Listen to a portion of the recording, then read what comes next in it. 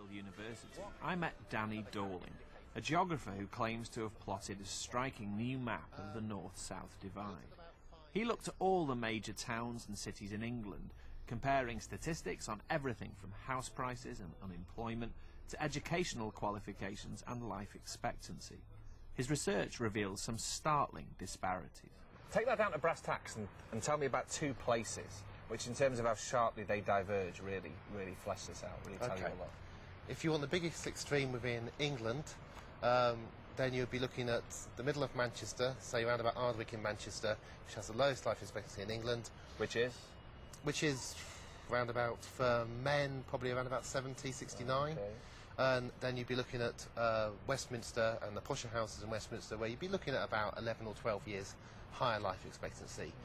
But the crucial thing is that in that part of Westminster, life expectancy has been going up about a year. And it's actually impossible for the divide to increase at this rate, because currently the life expectancy increase in Westminster would make people in Westminster immortal. If life expectancy goes up a year, it means you never die. We looked at education and the stunning differences in people with degrees. More and more people in Britain have degrees, but those people with degrees have become more and more concentrated in the south. According to Danny Dorling's research, if you compare changing levels of wealth, life expectancy and education, you can draw a new dividing line across the country. The north-south divide, as we once knew it, has shifted.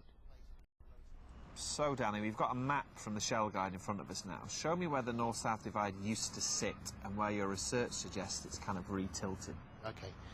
Well, the north-south divide's wiggled around over the last 1,000 years, but where it used to sit was going from the Severn, round about Gloucester, through Warwick, underneath Leicester, coming out to the sea at the Wash. Where we think it now sits is, again, starting in the Severn, just over Gloucester, including Warwick and Leamington in the south, Coventry in the north, Leicester now in the south, Grantham now gets into the south. Birthplace of Mrs Thatcher, she'll be very pleased to hear that. Indeed, she's now an honorary southerner. Nottingham remains in the north, Lincoln though, and Gainsborough are in the south, as the whole of Lincolnshire, apart from Grimsby and Scunthorpe, enters the south. So the south's got bigger. As Danny sees it, because levels of wealth and life expectancy have increased in towns like Grantham, they can now count themselves as part of the south. So those towns that previously were categorised as being in the north that have moved into the south, what's happened there to kind of make that change? The main thing that's happened is that as the southeast has grown and London has grown, people have contemplated, for instance, commuting from Peterborough. So Commuterville's spread out right into East Anglia, but also retirement. Traditionally, people retired down into Cornwall from the south. Cornwall's now largely full of retirees, and so retiring into Lincolnshire has become much more of an option. But on the northern side of Danny's line, on average, people still lead poorer, shorter, less educated lives.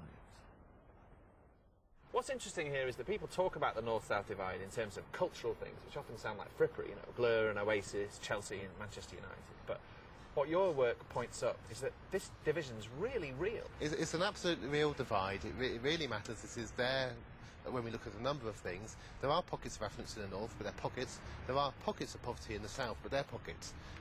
This divide is very, very solid, and the best predictor of it is how long it takes a train to get to London from where you live. It's become more important over the last 2 to 3 decades. A fast train connection to London brings that all-important business link to the capital. Even in the midst of the recession, London's metropolitan area still generates no less than 30% of the UK's GDP.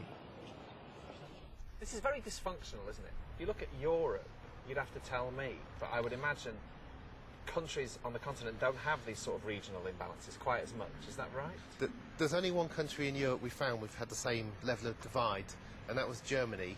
But it was Germany at the time when it had the wall. And then the gap in life expectancy between the eastern lander and the west was similar to the gap between Scotland and the south. Right. But since the wall's gone down, that's reduced. This is bleak stuff.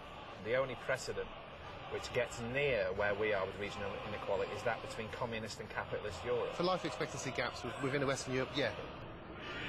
Your line, to some extent, is an invisible Berlin Wall. It's not a Berlin Wall, it's a Berlin slope. It's a very steep slope, and if you want a way of measuring it, if you wanted to get a similar sized and type of house across that divide at the peak of the house price boom, you'd have to find an extra £100,000 to move.